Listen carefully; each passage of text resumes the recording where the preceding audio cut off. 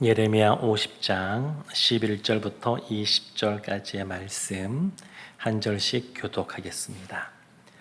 나의 소유를 노략하는 자여, 너희가 즐거워하며 기뻐하고 타작하는 송아지같이 발굽을 구르며 굶마같이 우는도다. 그러므로 너희의 어머니가 큰 수치를 당하리라. 너희를 낳은 자가 치욕을 당하리라.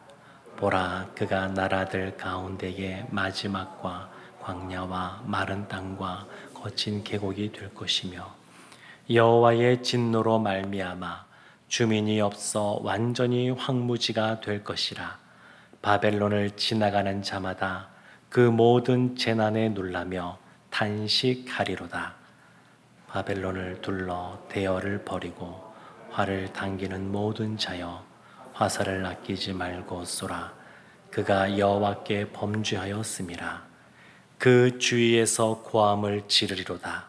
그가 항복하였고 그 요새는 무너졌고 그 성벽은 허물어졌으니 이는 여호와께서 그가 행한 대로 그에게 내리시는 보복이라. 그가 행한 대로 그에게 갚으시는도다. 파종하는 자와 추수 때에 낫을 잡은 자를 바벨론에서 끊어버리라. 사람들이 그 압박하는 칼을 두려워하여 각기 동족에게로 돌아가며 고향으로 도망하리라. 이스라엘은 흩어진 양이라. 사자들이 그를 따르도다. 처음에는 아수르 왕이 먹었고 다음에는 바벨론의 느부갓네살 왕이 그의 뼈를 꺾도다. 그러므로 만군의 여호와 이스라엘의 하나님이 이와 같이 말하노라. 보라, 내가 아수리의 왕을 벌하는 거지. 바벨론의 왕과 그 땅을 벌하고 이스라엘을 다시 그의 목장으로 돌아오게 하리니 그가 갈멜과 비산에서 양을 기를 것이며 그의 마음이 에브라임과 길르앗산에서 만족하리라. 여호와의 말씀이니라. 그날 그때에는 이스라엘의 죄악을 찾을지라도 없겠고 유다의 죄를 찾을지라도 찾아내지 못하리니 이는 내가 남긴 자를 용서할 것임이라. 아멘. 어제 이어서 계속해서 하나님이 바벨론에 대해서 말씀하시는 내용이 오늘도 기록되어 있습니다. 말씀이 시작하는 11절 말씀 보면 바벨론을 향하여 이렇게 말합니다. 나의 소유를 노략하는 자여. 나의 소유를 노략하는 자여. 여기서 나의 소유는 하나님의 백성을 일컫습니다. 특별히 이 본문에서는 이스라엘을 말합니다. 그러니까 우리는 하나님의 소유라는 겁니다. 하나님께서 우리를 하나님의 자녀 삼아주시고 그리고 하나님의 소유되게 해주셔서 이렇게 노력하는 자들, 그래서 11절 뒤에 보면 우리를 노력하는 걸 통해서 즐거워하고 기뻐하고 그리고 송아지가 타작하는 송아지가 발을 구른 것 같이 그렇게 구는 이런 것들을 그냥 보아 넘어가지를 않으십니다. 하나님이 하나님의 자녀들, 하나님의 백성들을 힘들게 하고 어렵게 하는 그러한 자들에 대하여 하나님이 그냥 넘어가지 않으십니다. 그래서 15절 말씀을 보면 이렇게 말하죠. 중간에 보면 여호와께서 그가 행한 대로 그에게 내리시는 보복이라. 그가 행한 대로 그에게 갚으시는도다. 하나님이 보복하시고 하나님이 갚아주시겠다는 겁니다. 우리들 가운데 어렵게 하는 사람들이 일상 살다 보면 만날 때가 있습니다. 그런데 그와 같은 사람들에 대하여 하나님께서 보복해 주시고 하나님께서 갚아 주신다는 겁니다. 그래서 바울도 로마서의 말씀 보면 악에게 지지 말고 선으로 악을 이기라 이렇게 말을 합니다. 그러니까 하나님의 자녀인 우리는 악을 악으로 대할 필요가 없습니다. 선으로 대하면 됩니다. 그러면 로마서 말씀에 보면 그 악인의 머리에는 하나님께서 숯불을 놓아두겠다고 이렇게 말씀하십니다. 그러니까 심판은 하나님이 하시겠다는 겁니다. 그리고 지금 이스라엘을 보면 이들이 하나님 앞에 범죄하여서 우상 숭배하고 돌이키지 않아서 그들이 나라가 망하고 포로로 잡혀간 겁니다. 그들이 잘못 행했기 때문에 받는 형벌이라고 할 수 있습니다.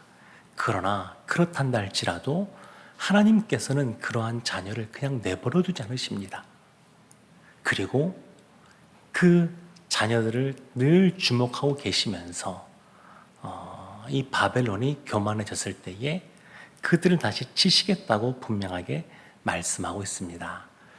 그래서 46장부터 이어지는 이 열방에 대한 이 예언들의 말씀들을 보면 하나님이 이 역사의 주관자이시다라는 것을 분명하게 알 수가 있습니다.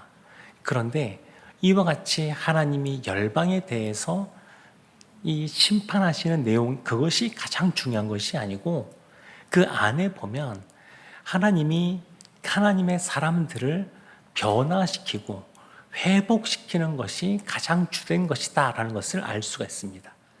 지금 이와 같이 바벨론이 하나님의 심판의 도구로 쓰임 받다가 교만하여져서 결국 하나님께 또한 형벌을 받는 이런 모습이 이제 나오게 되는데, 근데 이런 모든 과정들을 통해서 하나님의 소유된 하나님의 자녀인 하나님의 백성들이 이 모든 것을 통해서 하나님만 더 의지하고 바라보고 하나님 안에서 안정감을 누리고 하나님과 더 가까이 나아가고, 그렇게 우리를 변화시키기 위해서 이 모든 과정도 보여주고 계신 겁니다.